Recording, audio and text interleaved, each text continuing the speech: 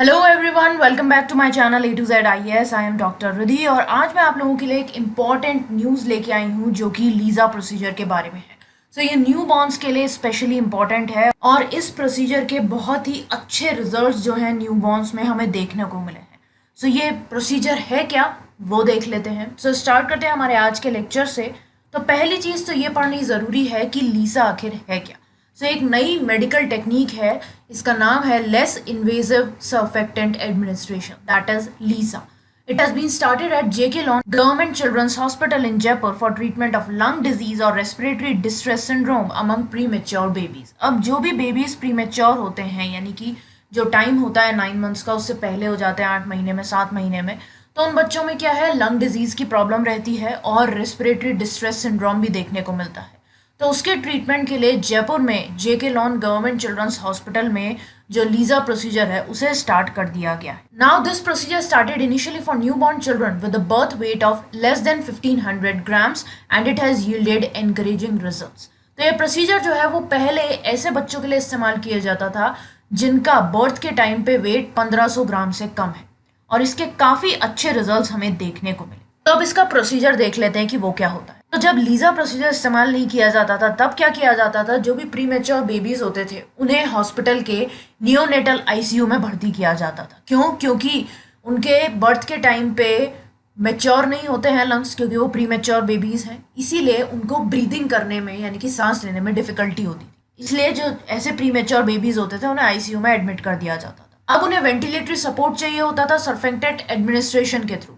तो क्या किया जाता था, एंडोट्रेकियल ट्यूब जो कि बच्चे के एयर पाइप में रखी जाती थी उसके थ्रू वेंटिलेटरी सपोर्ट दिया जाता। अब उसके बाद क्या करते थे, धीरे धीरे जो वेंटिलेटरी सपोर्ट है उसे हटा दिया जाता था और जो बेबीज होते थे उन्हें नॉन इन्वेजिव वेंटिलेशन पे रखा जाता था, जैसे कि कंटिन्यूअस पॉजिटिव एयरवे प्रेशर। जैसे ही उनके लंग्स मैच्योर हो जाते थे तो उन्हें CPAP पे डाल दिया जाता। तो इसमें क्या हो रहा था, जो मेडिकेशन है वो डायरेक्टली एडमिनिस्टर किया जा रहा था विंड पाइप में ब्रीदिंग प्रॉब्लम्स को ट्रीट करने के लिए, लेकिन उसके खुद के कुछ साइड इफेक्ट्स थे।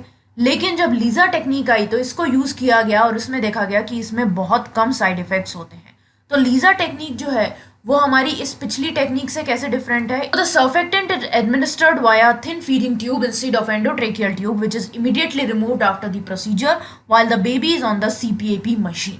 सर्फेक्टेंट जो है उसे थिन फीडिंग ट्यूब के थ्रू एडमिनिस्टर किया जाता है बजाय के एंडोट्रेकियल ट्यूब के, और प्रोसीजर खत्म होने के बाद उसको रिमूव कर दिया जाता है और जो बच्चा है वो CPAP मशीन पे ही रहता है इस टाइम। अब इस नई टेक्निक का जो मेन ऑब्जेक्टिव है वो क्या है कि जो बहुत ही नाजुक होते हैं ऑब्वियसली प्रीमेच्योर लंग्स, उनको डैमेज मिनिमाइज होना चाहिए, इसलिए ये लीजा टेक्निक जो है वो अपनाई गई। क्लियर हो गया। अब ये लीजा टेक्निक जो है वो न्यूबॉर्न्स के लिए क्यों अच्छी है, क्योंकि पहली बात तो एक यही हो गई कि इससे मिनिमम डैमेज पहुंचता है उनके प्रीमेच्योर लंग्स को। इसके अलावा it has been developed as a lung protective strategy for respiratory management and ventilation in view of the mechanical ventilation causing damage to the preterm lungs of newborns. तो वही चीज है कि जो premature lungs हैं बच्चे के, उनमें मैकेनिकल वेंटिलेशन जो है वो ज्यादा डैमेज पहुंचाता है, इसीलिए ये एक लंग प्रोटेक्टिव स्ट्रैटेजी है रेस्पिरेटरी मैनेजमेंट और वेंटिलेशन के, जो कि कम डैमेज पहुंचाती है बच्चों के लंग्स को। Now, infants considered suitable for LISA are those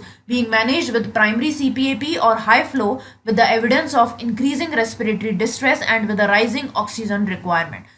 किन इन्फेंट्स पे ये लीजा प्रोसीजर किया जाता है, ऐसे बच्चे जिनको ऑलरेडी प्राइमरी CPAP के थ्रू मैनेज किया जा चुका है या फिर हाई फ्लो के साथ मैनेज किया जा चुका है और ये दिखाई दे रहा है कि उनमें रेस्पिरेटरी डिस्ट्रेस जो है वो बढ़ती जा रही है और ऑक्सीजन की रिक्वायरमेंट भी बढ़ती जा रही है, तभी उन न्यूबॉर्न्स को लीजा प्रोसीजर के थ्रू ऑपरेट किया जाता है। क्लियर हो गया। तो ये एक बहुत ही अच्छी टेक्निक है जिससे हम बहुत सारे प्री मैच्योर न्यूबॉर्न्स की जान बचा सकते हैं। मैं होप करती हूँ कि आपको ये लीजा प्रोसीजर अच्छी तरीके से समझ में आ गया होगा। कोई भी डाउट है अगर आप लोगों का तो आप मुझसे कमेंट सेक्शन में पूछ सकते हो। इसके अलावा इस लेक्चर की PDF जो है वो आपको मेरे टेलीग्राम ग्रुप पे मिल जाएगी, जिसका लिंक मैंने डिस्क्रिप्शन बॉक्स में दे दिया है, तो उस ग्रुप को जरूर ज्वाइन कर। और अगर आप लोगों को ये वीडियो इन्फॉर्मेटिव लगा हो तो बेल आइकन को प्रेस करना मत भूलना, जिससे आगे भी आप लोगों को इसी तरीके के इन्फॉर्मेटिव और यूजफुल वीडियोस मिलते रहे। ओके, सो आज के लिए बस इतना ही। That's all for today guys. Thanks for watching.